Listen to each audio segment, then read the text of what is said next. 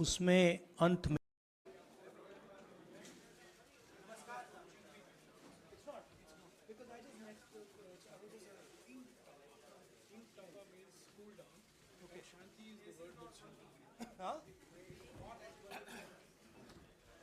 It's not such a problem. In fact, it's good for you and me. साथियों शुरू करें। राहुल जी आपको संबोधित करेंगे, उसके बाद में 3-4 सवाल लेंगे। आधे घंटे या 35 मिनट का समय है हमारे पास, तो मैं राहुल जी से गुजारिश करूंगा कि अब शुरुआत करें। धन्यवाद जयराम जी। कल प्रधानमंत्री जी ने पार्लियामेंट में 2 घंटे, शायद 2 घंटे 13 मिनट, 2 घंटे 13 मिनट भाषण किया। उसमें अंत में 2 मिनट उन्होंने मणिपुर की बात की।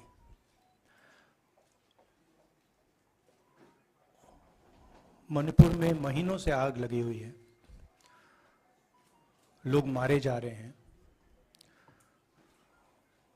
बलात्कार हो रहा है, बच्चों को मारा जा रहा है। और अगर आपने देखा होगा कल, तो प्रधानमंत्री हंस हंस के बोल रहे थे, मुस्कुरा रहे थे, जोक्स क्रैक कर रहे थे, हंस रहे थे। ये उनको शोभा नहीं देता है। हिंदुस्तान का प्रधानमंत्री, अगर इस देश में हिंसा हो रही है, दर्द हो रहा है, हिंदुस्तान के प्रधानमंत्री को 2 घंटे मजाक नहीं उड़ाना चाहिए।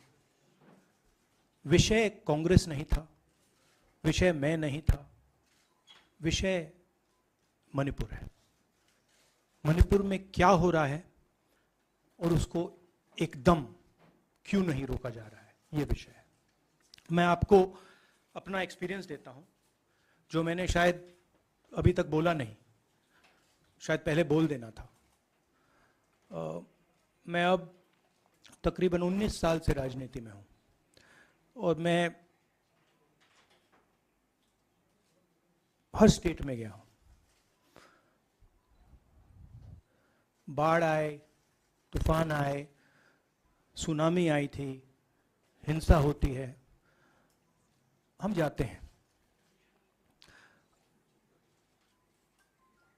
19 साल के एक्सपीरियंस में जो मैंने मणिपुर में देखा और सुना, वो मैंने कभी पहले नहीं सुना था।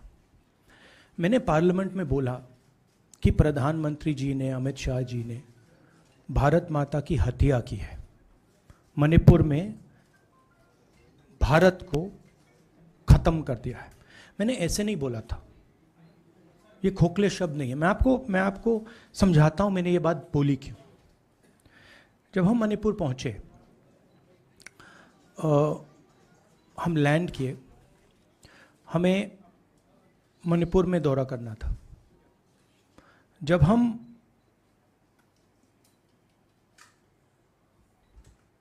मेते एरिया में गए, हमें साफ कहा गया था कि अगर आपकी सिक्योरिटी डिटेल में कोई भी कुकी होगा, उसको आप यहां मत लाइए क्योंकि हम उसको मार देंगे। और जब हम कुकी के एरिया में गए, हमें कहा गया अगर कोई मेते आपकी सिक्योरिटी डिटेल में होगा, उसको आप मत लाइए, उसको हम गोली मार देंगे। हम जब गए, हमें मेतेज को परे करना पड़ा, हमें कुकीज को परे करना पड़ा। मतलब एक स्टेट नहीं है, आज 2 स्टेट है। स्टेट की हत्या कर दी गई है और उसको चीर दिया गया है। इसलिए मैंने बोला हिंदुस्तान की हत्या मणिपुर में बीजेपी ने कर दी है। और जब मैंने कल प्रधानमंत्री को देखा हंसते हुए, मजाक उड़ाते हुए, मैं समझ नहीं पा रहा था कि हिंदुस्तान का प्रधानमंत्री इस प्रकार से कैसे बोल सकता है। प्रधानमंत्री को यह पता नहीं लग रहा है कि हमारे देश में क्या हो रहा है। छोड़िए, नहीं जाना चाहते हैं, उसके भी कारण हैं, शायद मैं बता नहीं सकता हूं आपको। उसके कारण हैं, मगर अगर जा नहीं सकते हैं तो मणिपुर के बारे में बोले तो हिंदुस्तान की आर्मी, आप सब जानते हो, सेना को आप जानते हो, जो मणिपुर में हो रहा है, हिंदुस्तान की सेना उसको 2 दिन में रोक सकती है, 3 दिन नहीं लगेंगे। अगर हिंदुस्तान की आर्मी को कहा गया कि यह तमाशा बंद करो, 2 दिन में यह तमाशा ड्रामा बंद हो जाएगा। प्रधानमंत्री मणिपुर को जलाना चाहते हैं, आग बुझाना नहीं चाहते हैं, यह है सच्चाई। अब आप अपने सवाल पूछिए। Would you like me to say it in English? I watched the Prime Minister of India yesterday speaking for 2 hours, laughing, joking, लगाing naras in the parliament. The Prime Minister would say one line and the entire BJP would shout another nara. You know, the Prime Minister seems to have forgotten that the state of Manipur is on fire and has been on fire for 4 months. Women and children are dying over there. People are being murdered. Women are being molested, are being raped. And the Prime Minister of India is sitting in the middle of the parliament, shamelessly laughing. This is not about Rahul Gandhi. This is not about the Congress party. This is not about the opposition. This is about India. It's about our country. A state has been decimated. It has been destroyed. It does not exist anymore. And it has happened because of the politics of the BJP. Divide and rule and burn. That is why in my speech I said, Bharat Mata has been murdered in Manipur. It's very interesting. For the first time, the words Bharat Mata have been expunged from the parliament. It's an insult to those words. Whatever I said that is wrong. I have said Bharat Mata, which is an idea, which is the idea of India, where everybody lives peacefully, harmoniously, with affection, has been killed in Manipur. It's a fact. So, the word itself now cannot be spoken by the people of India. We cannot say Bharat Mata in parliament.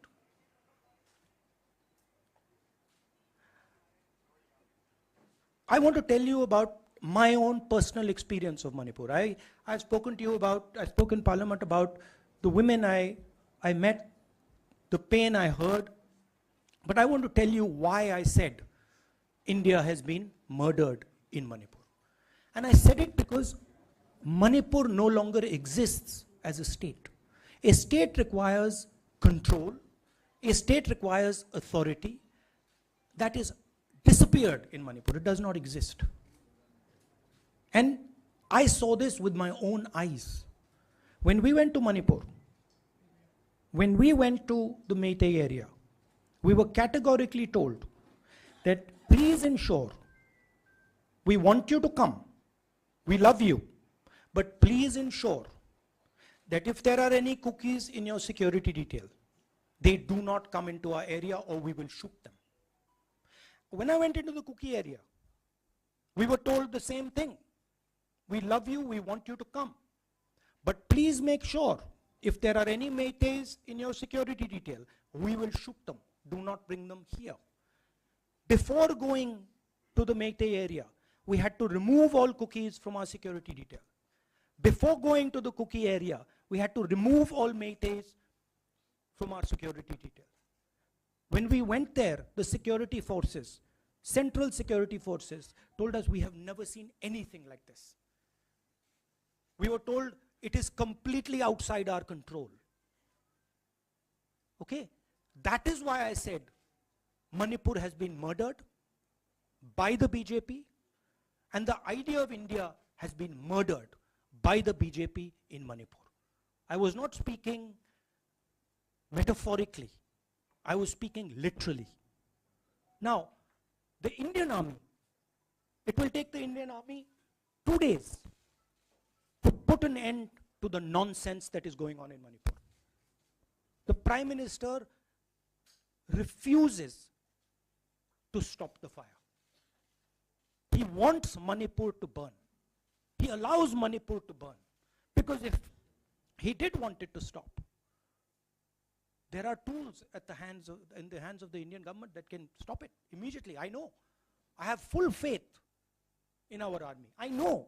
And every Indian citizen knows that if the Indian army is told, please put an end to this, it will stop immediately. There are reasons for the PM not being able to go to Manipur. I'm aware of those reasons. I don't want to say them publicly. But there are clear reasons as to why the Prime Minister is not going there. That is why we wanted the Prime Minister to speak in Parliament. That is why we wanted Manipur to be on the agenda in Parliament. And what did the Prime Minister do? He ridiculed the state. He ridiculed the women of the state. He laughed at the women of the state. That's the truth. Now please ask your questions. Sanjeev mike देना यार. Finally, I just want to say one thing again in English. See, the Prime Minister, when he becomes Prime Minister, he ceases to be a politician. He becomes the representative of the voice of this country. The politics should be put aside. And the Prime Minister should speak not as a petty politician, as the leader of a political party, but the Prime Minister should speak with the weight of the Indian people behind him. And it's tragic to watch Mr. Narendra Modi. It's sad, because the Prime Minister does not understand what he actually is. He is our representative. He's my representative. He's all our representative.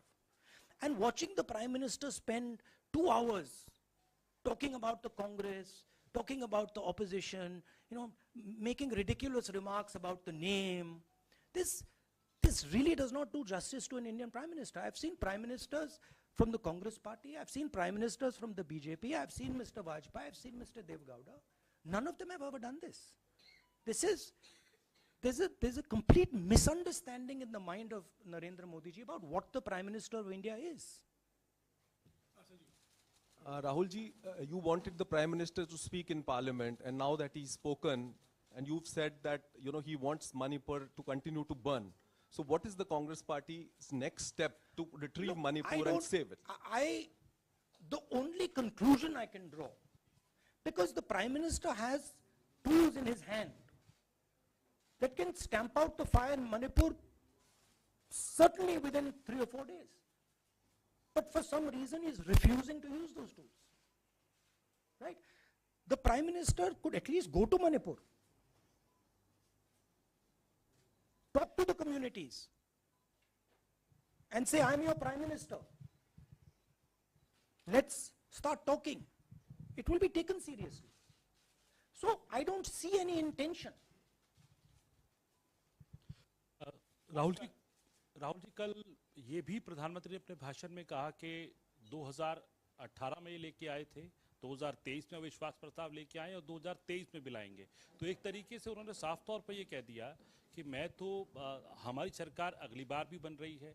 एक political बात भी उन्होंने कही. तो आप उनके पूरे भाषण को आप ये कह रहे हैं कि पॉलिटिकल भाषण ज़्यादा था, मणिपुर पे बात बहुत कम थी. तो इसको कैसे देखते हैं? नहीं, भाषण हिंदुस्तान के बारे में नहीं था.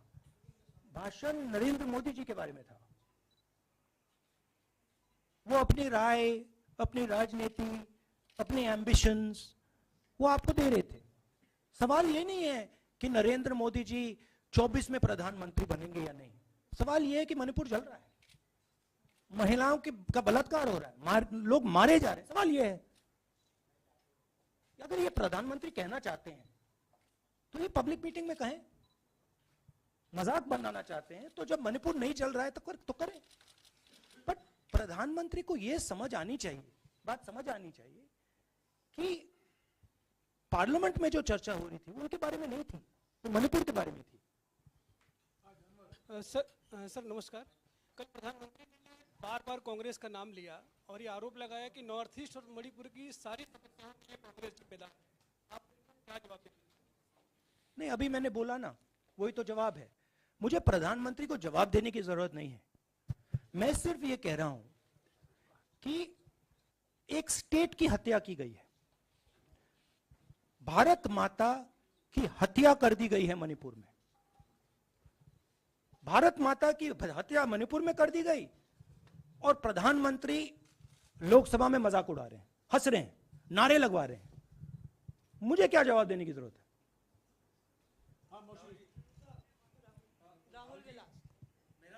एक मिनट मोहित, ऑर्डर से please. Mr. Gandhi, you waxed eloquent. Rahul, आपने बोला कि प्रधानमंत्री ने बोला सदन में कि गृह मंत्री अमित शाह ने विस्तार से जवाब दे दिया।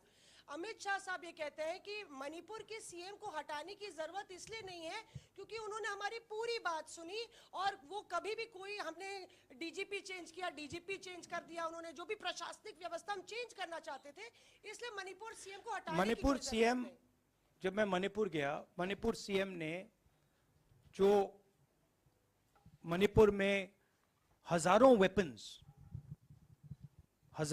जो लूटे गए,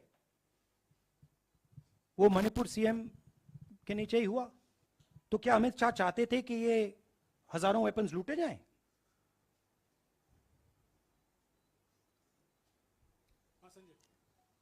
राहुल जी, जो हिंसा चल रही है, क्या अमित शाह चाहते हैं कि हिंसा चलती जाए? चीफ मिनिस्टर उसको रोक नहीं पा रहा है। अमित शाह जी कह रहे हैं कि भैया वो हमारी बात मान रहा है, तो क्या आप चाहते हैं कि मणिपुर चलता जाए?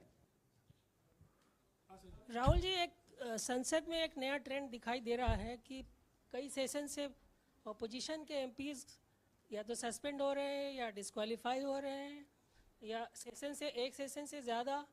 ये ऑपोजिशन के एमपीज का जो प्रिविलेज मोशन या प्रिविलेज रूल्स के तहत जो डिस्क्वालिफिकेशन हो रहा है या सस्पेंशन हो रहा है, इसका जो ट्रेंड बढ़ रहा है, इसको आप लोग कैसे एड्रेस करेंगे? आप देखिए, एमपीज को निकालें, वापस डालें, हमारा काम बदलता नहीं है। हमारा लक्ष्य जो मणिपुर में हो रहा है उसको रुकवाने का है। जो भी औजार हमारे हाथों में है, उस हिंसा को रुकवाने के लिए उनका हम प्रयोग कर रहे हैं और करेंगे।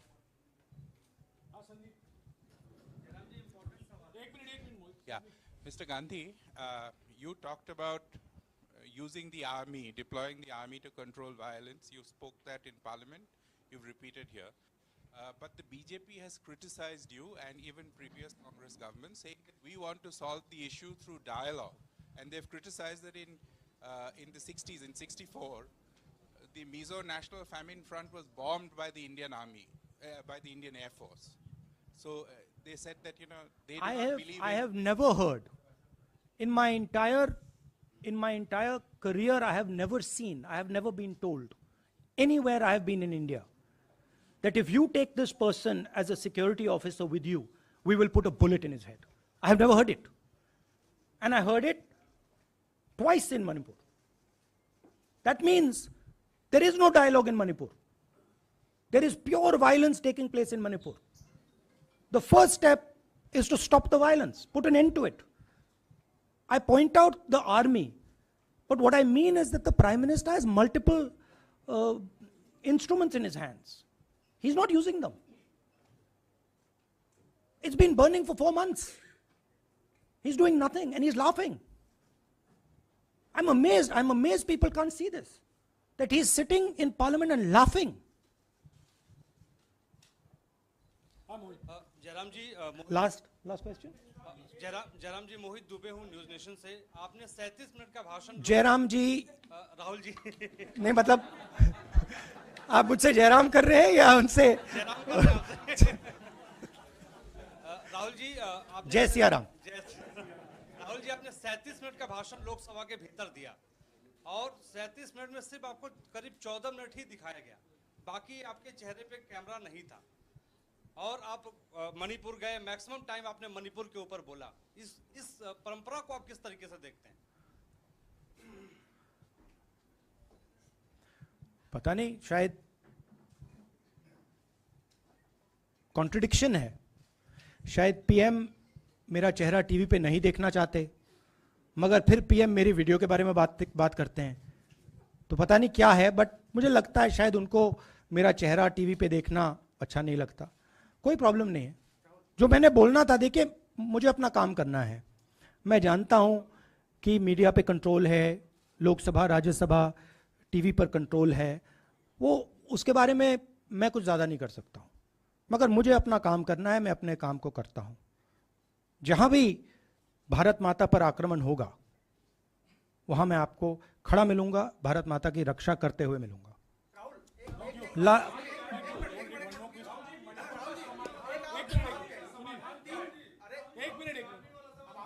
हाँ, okay, last question, brother.